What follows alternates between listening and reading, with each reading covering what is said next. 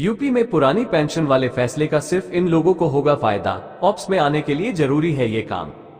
Ops UP में लंबे समय से सरकारी कर्मचारी पुरानी पेंशन स्कीम की मांग कर रहे थे।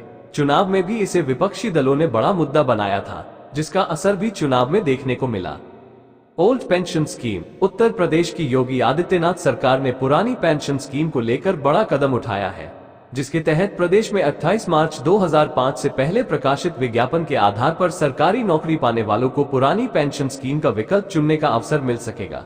मंगलवार को सीएम योगी की अध्यक्षता में हुई कैबिनेट की बैठक में इस प्रस्ताव पर मुहर लग गई है। इस फैसले से प्रदेश करीब 50,000 शिक्षक व कार्मिक को फायदा मिलेगा। यूपी में लंबे समय से सरकारी कर्मचारी पुरानी पेंशन स्कीम की मांग कर रहे थे। चुनाव में भी इसे विपक्षी दलों ने बड़ा मुद्दा बनाया था, जिसका असर भी चुनाव में देखने को मिला। लेकिन लोकसभा चुनाव के बाद अब योगी सरकार ने ये बड़ा दांव चला है। इससे राज्य के सरकारी कर्मचारियों को लाभ मिल सकेगा। इन कर्मचारियों को होगा फायदा। यूपी सरकार ने 28 मार्च 2005 को ये प्रावधान किया था कि 1 अप्रैल 2005 या उसके बाद कार्यभार ग्रहण करने वाले कर्मचारी राष्ट्रीय पेंशन प्रणाली एनपीएस के दायरे में होंगे। ये प्रावधान राज्य सरकार के कर्मचारियों, शासन के नियंत्रण वाले स्वायत्त संस्थानों और शासन की सहायता से चलने वाली संस्थाओं के कर्मचारियों और शिक्षकों पर लागू किया गया है। ये सभी इसके दायरे में आएंगे।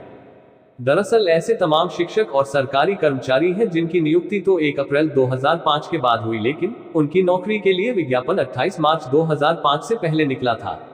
ऐसे में ये शिक्षक लगातार खुद को पुरानी पेंशन स्कीम की सुविधा दिए जाने की मांग कर रहे थे।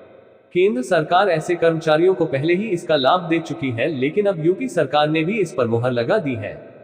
योगी कैबिनेट के इस फैसले के तहत वो कर्मचारी भी आएंगे जिनकी नियुक्ति 1 अप्रैल 2005 के बाद हुई, लेकिन उनकी नौकरी का विज्ञापन 28 मार्च 2005 से पहले आया था। ये तमाम कर्मचारी भी अब पुरानी पेंशन स्कीम का लाभ ले पाएंगे। योगी सरकार के इस फैसले के बाद हजारों सरकारी कर्मचारियों को फायदा होगा।